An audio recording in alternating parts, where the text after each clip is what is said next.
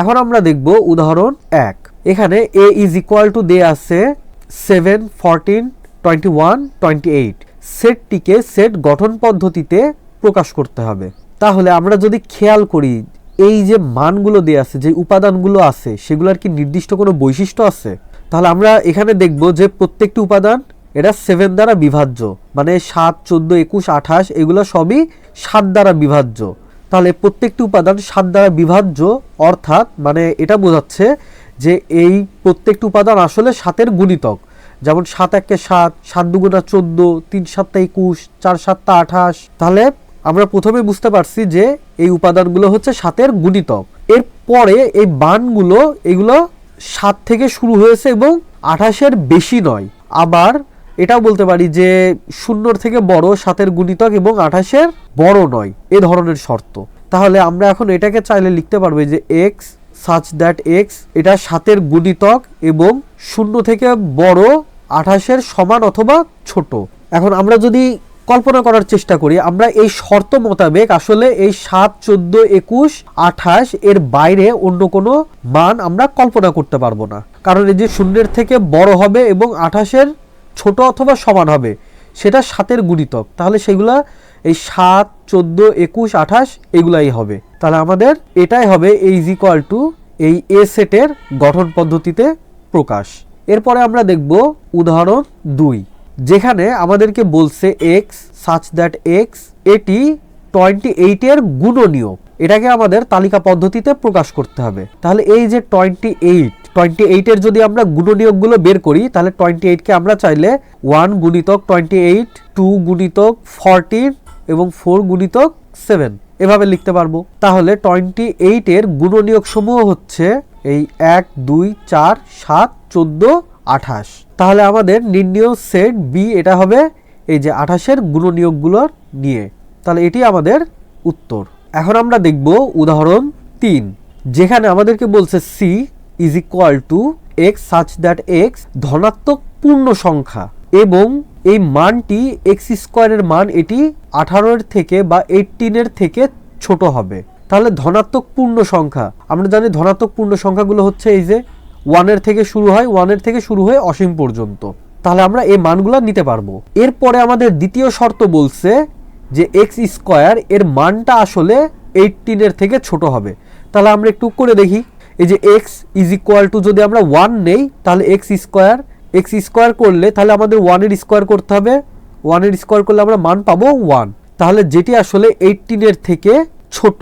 আবার আমরা যদি এক্স ইজ ইকুয়াল টু 2 নেই, তাহলে যদি আমরা এক্স স্কোয়ার করি তাহলে 2 এর উপরে আমাদের স্কোয়ার করা লাগবে, তাহলে আমরা মান পাবো 4, যেটিও আসলে 18-এর থেকে ছোট।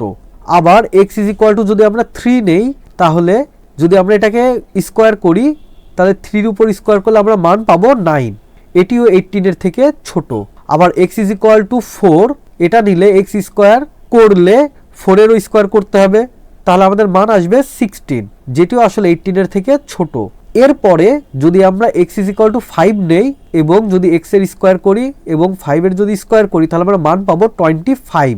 আমরা দেখতে পাচ্ছি যে মানটি আসলে 18-এর থেকে বড়, ফলে এক্স ইজ ইকুয়াল টু 5 এই মানটা আমরা নিতে পারবো না। তাহলে আমাদের শর্তানুসারে আমাদের গ্রহণযোগ্য ধনাত্মক পূর্ণ সংখ্যাসমূহ হচ্ছে 1, 2, 3, 4। তাহলে আমাদের নির্ণেয় সেট এই যে সি ইজ ইকুয়াল টু 1, 2, 3, 4, এটি আমাদের কাঙ্ক্ষিত উত্তর। এরপরে আমরা দেখব সসীম সেট। সসীম সেট হচ্ছে যে সেটের উপাদান সংখ্যা গণনা করে নির্ধারণ করা যায় তাকে সসীম সেট বলে। যেমন এখানে ই একটি মান দেয়া আছে, এখানে ই একটি সেট আছে যেখানে 3, 6, 9 এভাবে 60 পর্যন্ত আছে। তাহলে আমরা চাইলে এখানকার উপাদানগুলো আসলে গণনা করে বের করতে পারবো। আবার নিচে আছে অসীম সেট, যে সেটের উপাদান সংখ্যা গণনা করে শেষ করা যায় না তাকে অসীম সেট বলে। এখানে যদি আমরা খেয়াল করি এই যে স্বাভাবিক সংখ্যার সেট n, এখানে 1, 2, 3, 4 এরপরে এই ডট ডট দেয়া আছে, তার মানে কি এই 4-এর পরের থেকে আসলে আমরা অসীম পর্যন্ত কল্পনা করতে পারবো। তাহলে সসীম সেট যে সেটের মান নির্দিষ্ট আমরা গণনা করে বের করতে পারবো সেটা সসীম সেট। আর যে সেটের মান আমরা গণনা করে আসলে শেষ করতে পারবো না, যে কতগুলো উপাদান আছে, যে সেটের উপাদান সংখ্যা সুনির্দিষ্টভাবে গণনা করা যাবে না, সেটা হচ্ছে অসীম সেট। পরীক্ষাতে এই উদাহরণ 4 থেকে 2 মার্কের একটা কোশ্চেন আসতে দেখা যায় যে দেখাও যে সকল স্বাভাবিক সংখ্যার সেট একটি অসীম সেট। তাহলে এটার জন্য আমাদের কি করতে হবে, প্রথমে স্বাভাবিক সংখ্যার সেটটা আগে বের করে ফেলতে হবে। n = 1 2 3 4 5 6 7 8 ... তাহলে এই যে n সেট থেকে আমরা বিজোড় স্বাভাবিক সংখ্যা সমূহ নিয়ে সেট গঠন করতে পারবো। a সেট যার মান আসবে এই যে 1 3 5 7 ... এরপরে n সেট থেকে আবার আমরা চাইলে জোড় স্বাভাবিক সংখ্যাসমূহ নিয়ে গঠিত সেটও বের করতে পারবো, যেটা b = 2 4 6 8 ...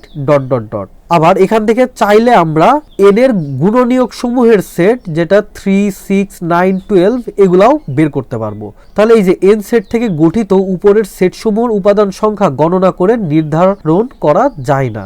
আমরা যেই সেটই বের করি না কেন, বিজোড় জোড় আমাদের এইগুলা কি অসীম পর্যন্ত চলছে। ফলে এই ABC অসীম সেট এবং n একটি অসীম সেট। প্রিয় শিক্ষার্থীবৃন্দ, তাহলে আজ আর নয়, আজ আমরা এখানেই শেষ করছি। তোমাদের যদি কারো কোনো সমস্যা থেকে থাকে তাহলে তোমরা আমাদেরকে আমাদের ফেসবুক গ্রুপ এবং আমাদের ফেসবুক পেজে জানাতে পারো। আমরা আমাদের পক্ষ থেকে যথাসাধ্য চেষ্টা করব তোমাদের সহায়তা করার। তাহলে দেখা হবে পরের ভিডিওতে। পরের ভিডিও দেখার জন্য আমি তোমাদের আন্তরিকভাবে আহ্বান জানাচ্ছি।